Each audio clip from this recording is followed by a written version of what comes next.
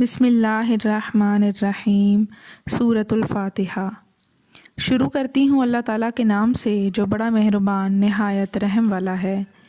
الحمد للہ رب العالمین، سب تعریف اللہ تعالیٰ کے لیے ہے جو تمام جہانوں کا پالنے والا ہے۔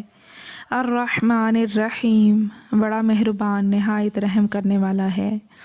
مالک یوم الدین، بدلے کے دن یعنی قیامت کا مالک ہے۔ ایاک نعبد و ایاک نستعین، ہم صرف تیری ہی عبادت کرتے ہیں اور صرف تجھ ہی سے مدد چاہتے ہیں۔ اہدنا الصراط المستقیم، ہمیں سیدھی اور سچی راہ دکھا۔ صراط الذین انعمت علیہم غیر المغضوب علیہم ولا الضالین، آمین۔